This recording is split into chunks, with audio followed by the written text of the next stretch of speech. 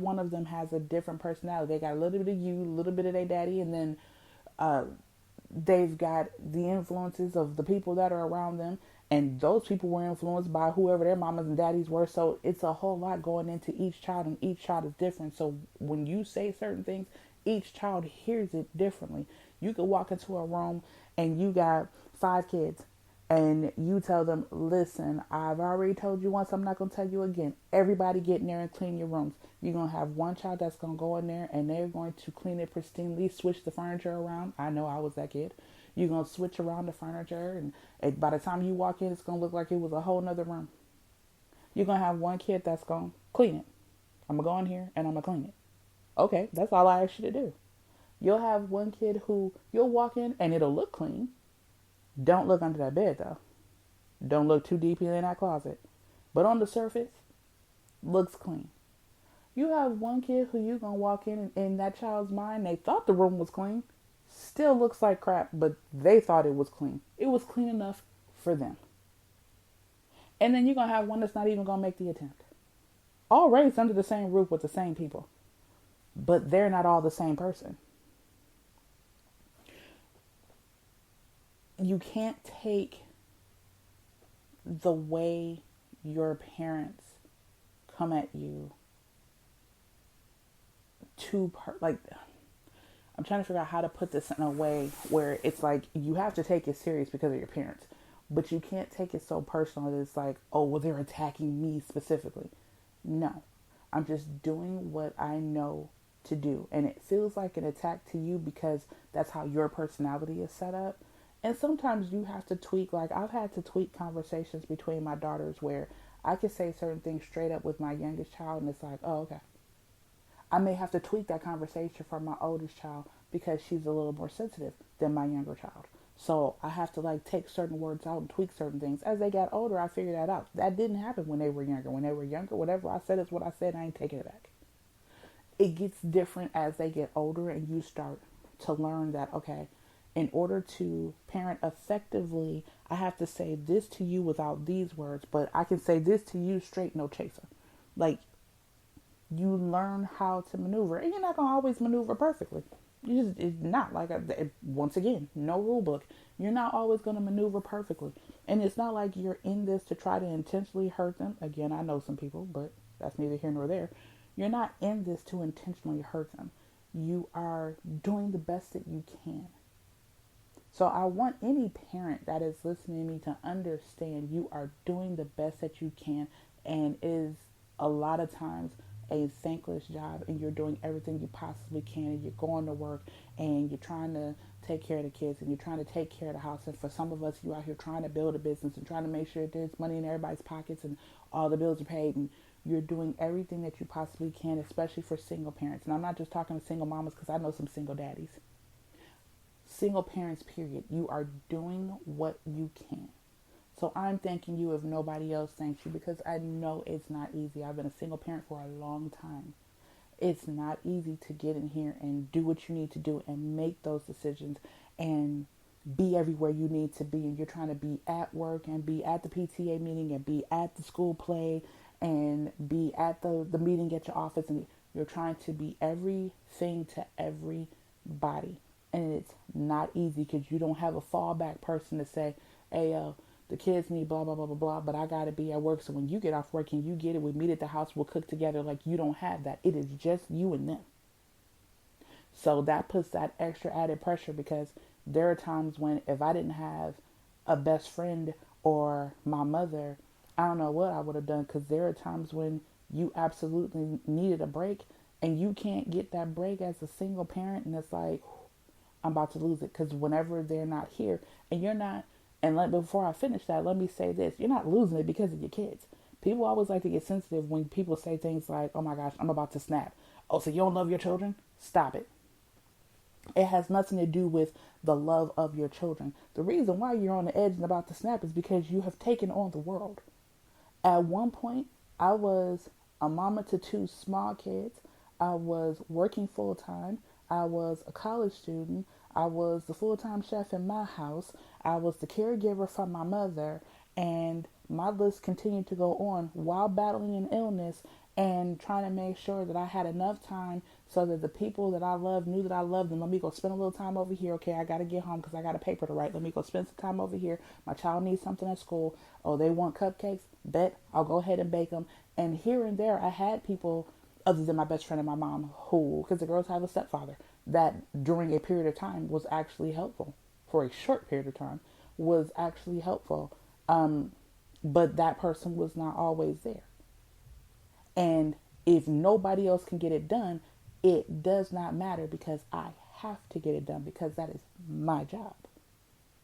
And like I said, I know some single fathers out here that if nobody else can help them to get it done, it does not matter because he still has to get it done for his child or for his children.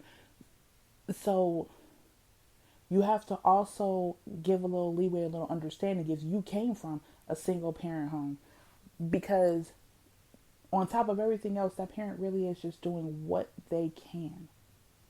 And they're trying to do it all. And that is just impossible for one person, which is why it wasn't meant for only one person to do. Now, it gets done. Okay, it's a whole lot of superheroes out here. It gets done. But it doesn't always get done in a way that the child feels it should have been done. Mommy should have been able to do this. Daddy should have been able to do that. And you could possibly be right. But mommy or daddy did what they could do, considering everything that they had thrown at them. And the only support they had was themselves. There were a lot of situations where it was just me and my girls. And like I said, I had a mama, I got a daddy, and I got a best friend. And I have siblings. But there were situations where it was me and them. And there was no anybody else there to say, well, I'm going to pick up the slack. It was me and them. And we handled that. As parents out here handling it, they're handling it the best they can. They're doing what they can do. And I will applaud them every single time because it's not easy. And it's especially not easy when you come from a situation where maybe you didn't have the best upbringing yourself. So you are really, really winging it. Because although I've had a lot of strange moments in my lifetime and things that have happened between my mother and my father, I can pick up a phone and call my dad. I know people who to this day in my age range still don't even know who their fathers are. I know who my daddy is and where my daddy is. Called, as a matter of fact, talked to him the other day. He called for my baby's birthday. You know, there are people right now who have, I've heard stories where, well, my mama don't even speak to me. I just talked to my mama. Gonna talk to her again when I get finished talking to y'all. So, I don't put myself in that category of, oh, well, my parents were just horrible people and that just is what it is. No, my parents were figuring it out just like their parents were figuring it out, just like I was figuring it out, just like if my oldest child ever has children, because my youngest, it's a no on that. If she ever has children, she's going to figure it out.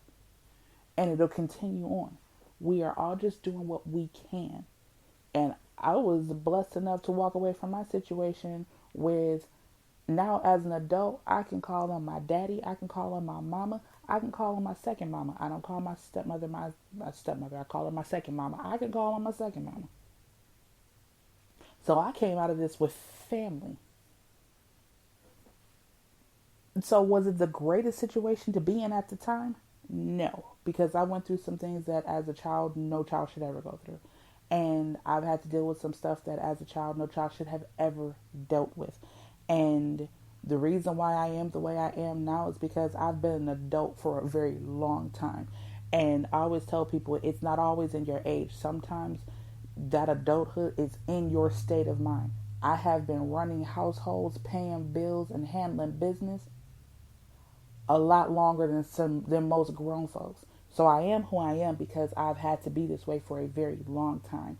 And because I've always had to be this way and I've had to be in charge of my house at a young age, I was 11 or 12 years old making sure the bills were paid. I was 11 or 12 years old making sure my mama's clothes was ready for work and her lunch was cooked. I was 11 or 12 years old and I could come home from school. My mother was on her way out the door headed to work, and I got to make sure my homework is done. And I got to make sure if there's a parent-teacher conference, I can let them know, well, my mom's not going to be able to make it, but let me see if, let me take these papers to my mother so she can sign them. Like, I had to be in control of my life at a very, very young age. And most people who know me do not know that, because I don't put my situation out on Front Street like that, because one of the things that I always tell people is I'm not going to put my situation on Front Street at the time anyway, because in order for me to do that, I would have to also put the lives of my parents, siblings, and anybody else out there, because my story isn't just my story. Your story isn't just your story. Your story is your story and whoever the players were in the game at the time. So I wasn't going to put everybody's business out in the street like that, because I can't tell my story without telling at least a piece of theirs, or without at least insinuating a piece of theirs. Because I could tell you the story of me and my mother all day long, but you're automatically going to ask me, where was my father? That's neither here nor there, but it's going to come up anyway. So I always kept it to myself, because I never wanted to put them out there to make them look some type of way, which a lot of people were like, considering what you went through, I would have never, I'd have told everything to anybody who could hear me. And that's you. But I didn't want to do that to them. Why am I speaking on it now? Because I had a very lengthy conversation with my mother about the situation. And she was like, baby, if somebody can learn from it, because see, normally, especially in the Black community, it's all about keeping things to yourself. What goes on in this house stays in this house. We're not going to talk about it. You just go. But that is the reason why generational curses are a thing. And nobody ever heals from anything, learns anything, or does anything different. Because anything that I've been through, I ain't going to tell y'all about it. And then I'll have people say, tell your kids about it and they'll learn from it. Okay, but while a child in another household, or a grown woman, so I'm not even talking to kids, a grown woman in another household who went through the same thing I went through and is constantly thinking, you know what, this life is not even worth living. And maybe it was something that I told her about my situation that saved her life. I mean, if you're not willing to do that, then what the hell are you here for? Like, we have to get better at being able to, and I know y'all hear me talking about this all the time, but it is just as true the first time I said it as it is today, as it's going to be the next time I say it and the time after that. We have to get better at helping the next person. Because if we continue walking around selfishly, thinking of nothing but self, we're going to cause more harm to self. Because when you get out here and everything is focused on you are going to put yourself in a position where it's going to end up biting you in the behind. Because maybe that woman that I helped by telling my story turns out to be the woman who spreads the word about my show, and my show blows up because that woman was so grateful to learn that she wasn't the only person that went through it. Like, you never know where your blessing is at. You never know when it's going to come. And you've got to stop and get out of that mindset of, well, the only person that's important in my life is me. Because it takes more than just you to build you up. If each one of us could build ourselves up to where we want to be without the assistance of other people, child, I think most of us would have done it already. And we wouldn't be where we at. We would have done all those great things we said we were going to do, because we don't need nobody else. All we need is us. All I need is myself. So I'm going to go ahead and make it happen. Now, there's a lot of things that I do on my own. All the stuff that I'm starting right now, I'm doing on my own. But I can't start the show, record the show, put the show out, turn around, listen to the show 100 times. Like, I can't be everything to me. There's got to be I got to have an audience. If not, I'm just talking to myself. And I could do that without getting on here and recording. Like, we have to get better at understanding that it takes more than just ourselves.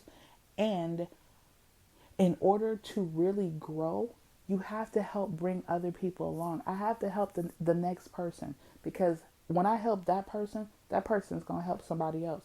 That person may help somebody else. And after a while, we're all starting to help each other and we're doing a little bit better. And that doesn't mean that across the country we're going to hold hands and start kumbaya. I just, and it's just me personally, I just don't ever see that happening because you always going to have a hater